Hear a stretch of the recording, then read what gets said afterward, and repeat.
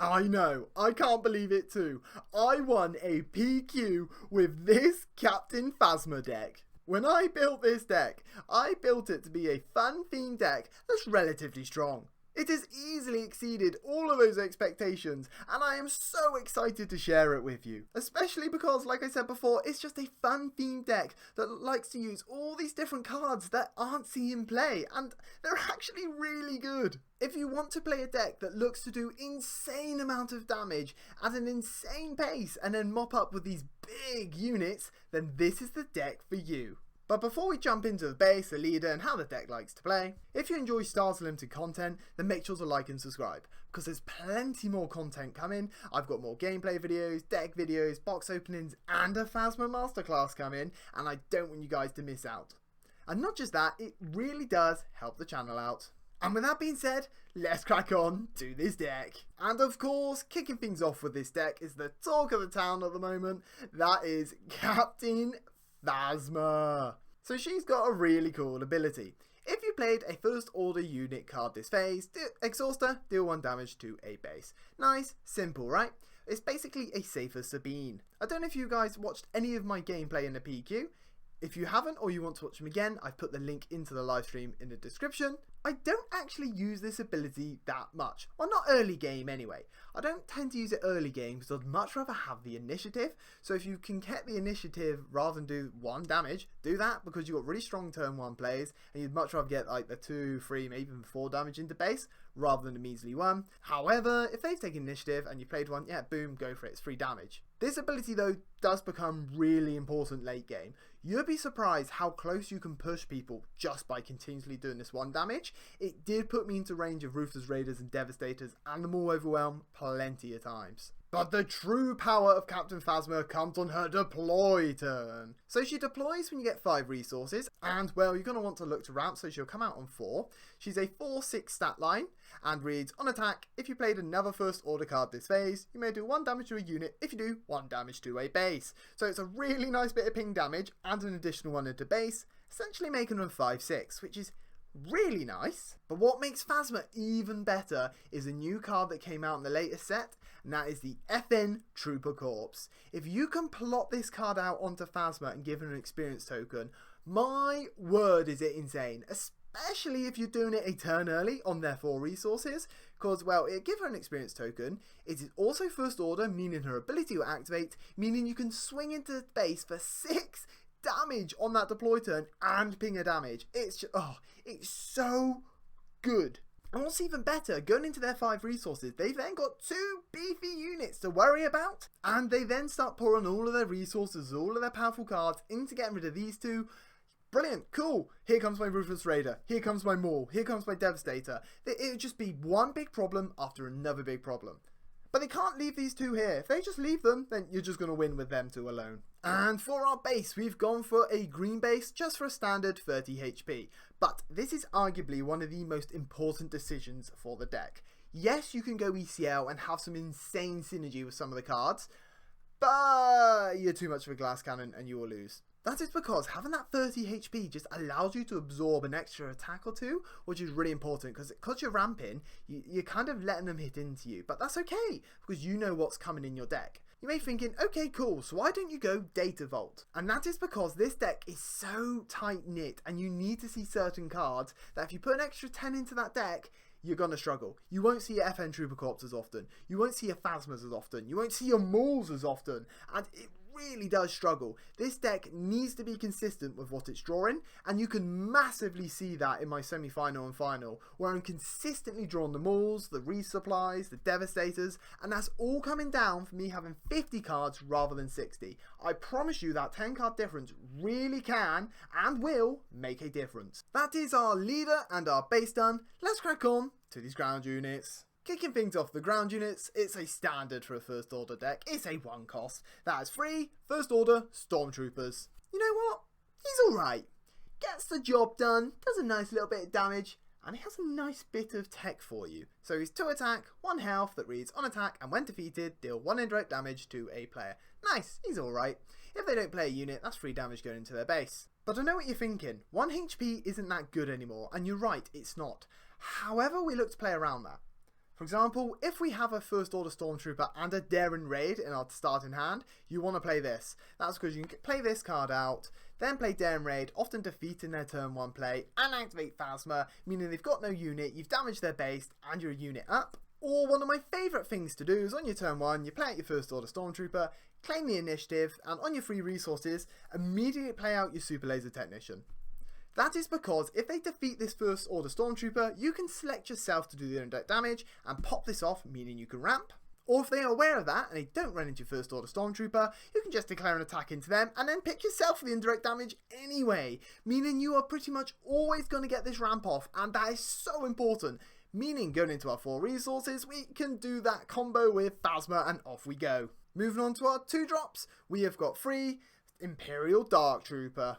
This card is simply a free, just a really nice statted unit for us. I got a lot of questions about this card though. Why run him? He's not First Order and it's also not General Hux. And I just simply turned around and said, free damage, free attack. You can't do much better, because I found that free damage that he often gets 2 attacks into their base. That's 6 damage. Like, come on. Like, Hux is cool and all. He's got the raid one for other First Order troopers, and you can draw cards. Like, cool. But this guy's an issue and you have to deal with him. They're let Hux just sit there. He's not really too much of an issue. And especially because we're the more aggressive of the decks, we need that damage. And also going into aggressive matchups, like your Sabines and so forth, you can pop off their Sabine and survive yourself, which is really valuable for us. And rounding up our 2 cost ground units is free General Pride. This guy's a super powerful turn 1 play for us. So he's 2 attack, 3 health, which reads, when indirect damage is dealt to a unit, you may defeat a non-unique upgrade on it. He also reads, on attack, if you have the initiative, deal 2 indirect damage to a player. So 99.9% of the time, if I played him out turn 1, I'm immediately claiming. That is because, who cares about that 1 damage into their base when you can get a unit swinging for 4? And that ability to defeat upgrades is actually super relevant. In my game 3, I was putting so much pressure onto their base that they had to start picking their units for indirect damage, and they put it onto their Obi-Wan Kenobi unit, and because they had General's Blade to it, I was able to defeat the General's Blade. Moving on to our free costing ground units is a unit you've already seen. That is free Super Laser Technicians. As I said when I went over the leader, ramping is super good for this deck and really important. Don't get me wrong, it's not the end all be all. If you can't ramp, it's not the end of the world, because you've got some really strong free drops. However, it's so good if we can. So this guy, 2 attack, 1 health, that reads, when defeated, you put this play into a resource and ready it, which is really, really nice. Also means that 1 means you get your Stormtrooper out, but yet again, if it's getting into your resources, you kind of want to claim immediately so you can get that Phasma out. Through playing this deck though, if you can't ramp in your second turn, or you can't get this out or resupply in your second turn, it's kind of not worth ramping, to be honest, because you then end up falling too far behind. You kind of need to do it straight away and get that instant impact, and if you can't get it, it's not actually worth it for you, and you much rather just play out your big, strong units. Moving on to our next free costing ground unit, we've got 2 Praetorian Guards. Weird, right? I did not think much of this card. I put it in purely because it's First Order, but my word did it do work for me. That is because it's 2 attack, 5 health, which reads, while you control a unit of 4 or more power, this unit gains Sentinel. You've got a plethora of units of 4 or more power. You may be asking, why is this so good? That is because in games where they can ECL things out or ambush out and one-shot our Phasma, we need to protect that Phasma. Every single time I played an ECL Poe, I would always bring this guard out first, then deploy my Phasma behind it. Meaning they had to get through this guard before they hit Phasma. So they either had to waste their ECL or pour resources into taking this out, and by that time Phasma's got 2, maybe 3 attacks in, or we've boosted her up, or played another big issue. And rounding things up for our free cost is free Knights of Ren. This card is so good. It's weird to think that a card with no ability but just a 4/4 stat line can be that strong, but it is, especially in this deck where he gets all the synergy. So yeah, it's simply just a free drop 4/4. That body on board is such an issue for them, especially when he comes out in turn 2, because he'll just start clearing the board or getting into base for a lot of damage, meaning they have to deal with him. And well, most units at that point in the game can't really deal with him, or he'll trade into them. And worst case scenario, if you haven't ramped and you bring this down on your 4 resources, it's still a fairly decent card to play out, because the next turn you can overwhelm barrage onto it for 6 damage. Lovely. Now here's the weirdest part of this deck. I don't run a single 4-drop within this deck. And the reason I've done that is because, like I said right at the start, this deck is really tight-knit. You need these certain cards, and well, most of the 4-drops in this colour combo for villainy aren't very good. So I thought there's no point just putting pointless cards in my deck when I'd much rather play other things. And talking of those other things is our 5-drops, and this card, oh my word, is it stupidly strong. I told people about this card on its release, no one listened to me. Hopefully they are listening now, and that is free of the Phasma units. I can't stress enough how, this card's just so good, and it's borderline broken within this deck. So it's 5 cost, 5 attack, 6 health. Pretty good stat line anyway, that reads, when played and on attack, you may give another first order unit +2/+2 for this phase. Pretty damn good, right? But as many of you probably saw on the stream, you want to partner this card up with Timely Intervention. You want to ambush this card out, because this card will come out, do the when played, boost a unit with +2/+2. You're going to then declare an attack with the ambush, give another +2/+2 to that unit, or another first order unit, then do the ambush and clear something, and then you've got 2 super boosted units good to go. And well, worst case scenario in your 5 resources, you haven't ramped, deploy your Phasma, play this Phasma out, and it's just going to get +2/+2 anyway, and it's first order, so it gets its effect off. Yeah, it's that 7 damage into base. And then you've got these 2 good to go. Oh, it's just so good. This card is so good, and probably my favourite card, if not second favourite card within this deck. And the other card that's pushing for my favourite card within this deck is the FN Trooper Corps. So this card is a 4 attack, 5 health, which reads, when played, give an experience token to another friendly unit. Normally that would be rubbish, but because it's got plot, the new mechanic that reads, when you deploy your leader, you can play it from your resources, it's just silly. So silly, because you can deploy it with Phasma, make her a 5/7, and then I've gone over that combo already. It's just ridiculous. And like I said earlier, you've normally ramped at this point, meaning you then go into your 6 resources a turn after, they go into their 5. That means you're at 6, so you can time the intervention and ambush out your Phasma unit, give these 2 +2. Yeah, this becomes a 6/8, that becomes a 7/9. Oh, it's just so much damage. Moving on to our 6-drop ground units, we've got 2 Kylo Rens. So this guy's an odd one, right? Didn't play him all the time, but when I did, he had a super important job. But first of all, what does he do and what's he like? So 6 attack, 7 health, which reads, while playing this unit, ignores filling the aspect penalty if you control Rey. Irrelevant for us, but also reads, on attack, give a unit +2 for this phase.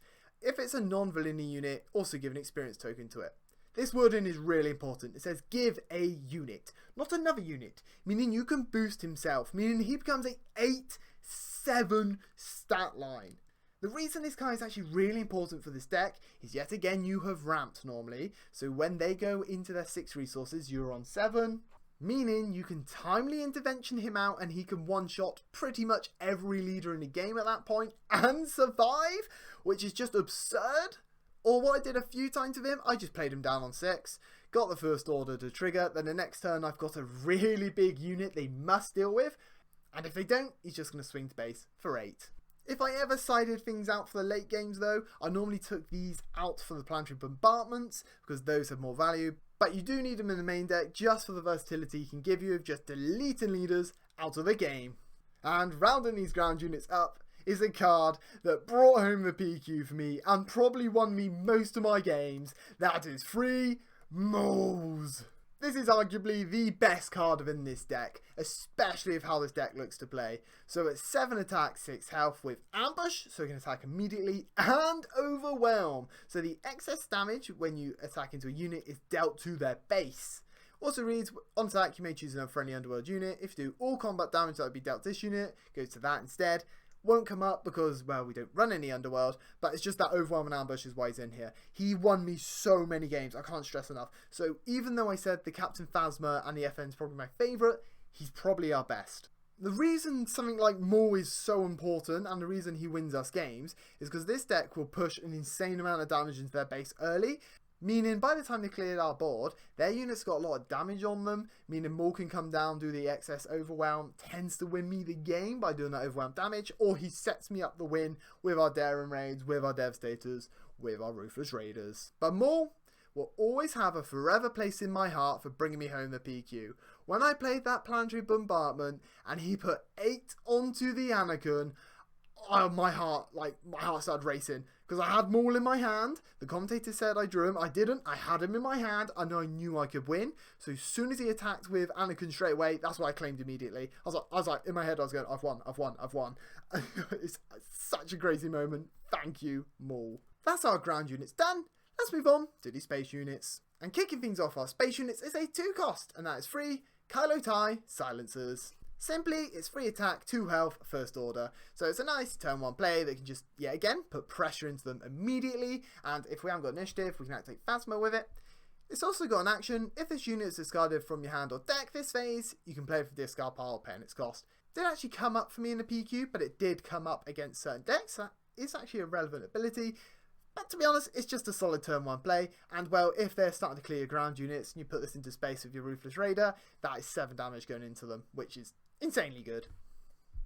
Talking of our Ruthless Raider, we're going to jump straight to our 6 cost, and that's 3 Ruthless Raiders. Because we're ramping, you will get this down on their 5 resources, and like I said earlier, they're going to be ramming their units into your units, meaning their units won't have much remaining HP, so 9 times out of 10, this will come out, defeat a unit, and damage their base.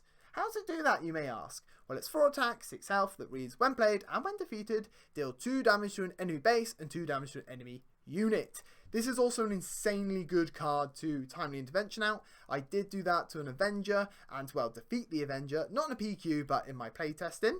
And the reason this card is also so annoying for them is because if they take it down, they know they're going to get that damage, but also, this can't be hit by Fell the Dragon, because Fell the Dragon's 5 more power, and Takedown also can't hit it, because Takedown's 5 or less remaining HP. So it's in that sweet spot, just prodding away in space, and it is a capital ship, meaning our planetary bombardments get synergy with it.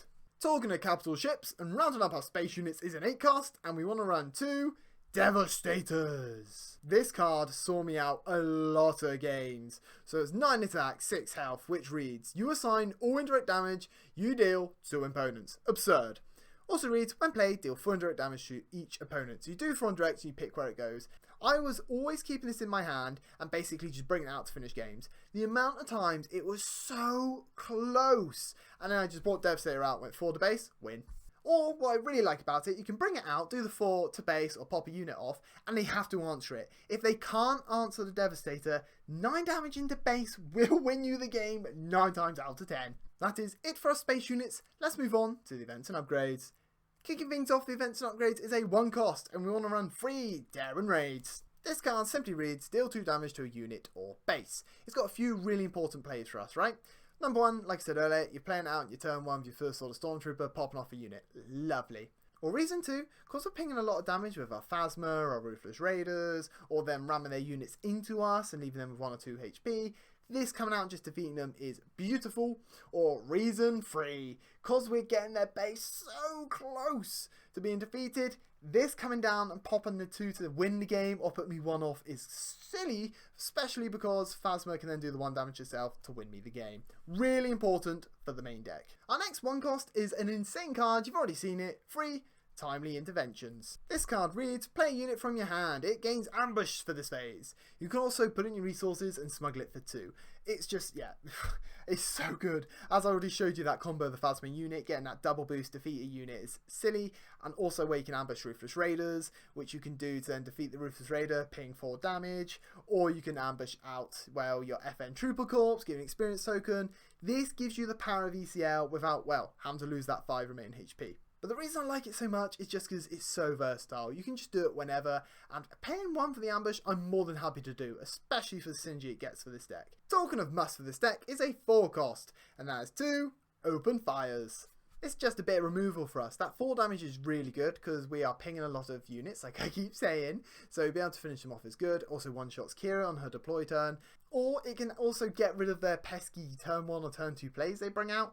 For instance, when I played a Yoda Tarkintown build, they built their C-3PO out turn 1. And that card, if you have played Yoda, is like so good for them. So I took initiative and just open fired it immediately. And moving on to our next 3 costing event and upgrade is one of the cards that probably was one of my best cards and definitely helped me win in the final. That's 3 Resupplies. This card simply reads, put this event into play as a resource. Simple bit of ramp for you. You don't really mind if your turn 1 goes down. Your turn 1's just kind of there to start the damage off for you. If they defeat it, which they will tend to do because you're the aggressive deck and they can't allow like your Imperial Dark Trooper to keep hitting into base, That will then trade into their unit. Okay, cool, I'm going to resupply. Here comes my leader in a big unit, plotting out at the same time. And rounding up our main deck, I mean, you know what it is. It's green, it's villainy, it's free, overwhelm barrages. This card reads, giving your friendly unit +2/+2 for this phase. Then it deals damage equal to its power divided as you choose among any number of other units. Just board wiping for us. It's so good. Came out of set 1 and it's still just an absolute must. I don't play it as much as you may think of in this deck, but when it comes up, it is crucial. And why it's so good within this deck is because we've run a lot of units with a lot of power. Like even our Knight of Ren at a 4/4, given this, becomes a 6/6 for 6 damage divided. But by far the best thing to do is if you've ramped, you've played your Phasma out, given an experience token, you claimed, you can then go into the next turn, play Overwhelming and spread 7 damage on their 5 resources, clear their board, swing into base with the combined with the FN and her for like 11-12 damage. Like at that point, they're just not catching you. Super strong, super versatile, an absolute must. That is it for the main deck. Let's crack on to the side deck.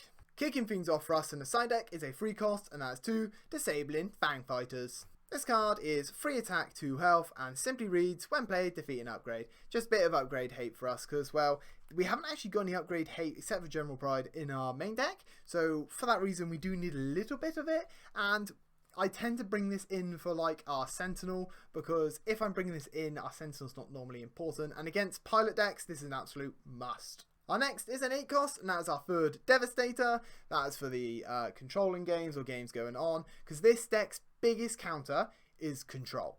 I really struggle to beat control with the main deck. However, with my side deck, bringing in the 3rd Devastator, the triple planetary bombardments, I tend to beat control 9 times out of 10, so the side deck is crucial for it. But I'd much rather be the aggressor and win games fast, that's why it's not in the main deck. Our next is a 2 cost, and that is free Power Failures. Weird thing to run instead of Confiscate, I know, but there is a reason. First of all, this card reads, defeat any number of upgrades on a unit.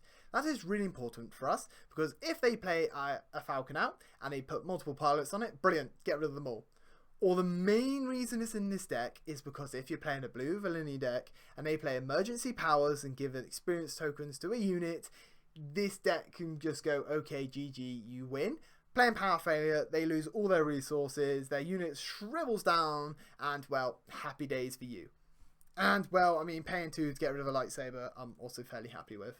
But then want to run a 3rd Open Fire. You want to bring this in when you're playing those space decks, just to nuke their space things out of the sky, but also when against Kira, because, well, it's another way we can defeat Kira the turn she comes out. And rounding up our side deck, it's arguably the most important card in the side deck, and a card yet again that massively helped me to win the final. That is free Planetary Bombardments. This card reads, deal 8 indirect damage to a player. Crazy. If you control a capital ship, which you're going to because you've got 3 Ruthless Raiders and, well, you have 3 Devastators at this point when you bring these in, deal 12 indirect damage instead. It's so good. Especially because the point in the game when this is coming down, they won't have much health left on their base.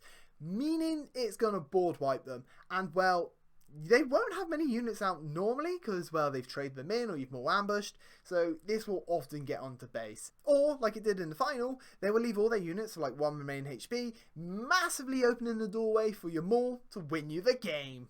So that is it for the main deck, the side deck, and here is the deck list for those who want it. For final thoughts, it's a really fun deck, and, well, it turns out to be a really strong deck. Like I said, you want to play the aggressor, you want to put damage in, you want to go fast, and then they have to just deal with you. That is what you want to do. You just want to cause them a problem. You don't mind if your unit's being taken down, because then your Mauls are coming down, your planetary bombardments, your Kylo Rens, just one thing after another. For matchups, I'm not actually going to say them yet, because I'm going to be releasing a Phasma Masterclass video, which I'm going to go for all over my matchups, what to look out for, what to play around certain decks, so I'm going to hold out for then. Let me know in the comments what you think about this deck. If you've tried it out, how did it go for you? When you first try it, it is a little bit tricky to get used to and to master, especially when to ramp, when not to ramp, because it's not always a guaranteed must. But once you figure it out, it does work as well. I proved at the BQ. Let me know in the comments who I should build next, or who you'd like me to revisit in my older decks. The GI and Boba Ambush are coming, just bear with me. GI is he's a bit tricky to figure out, especially with these new cards. Thank you very much for watching. I really do appreciate it. Please don't forget to like and subscribe, 'cause it does help the channel out. And hopefully I shall see you in the next one.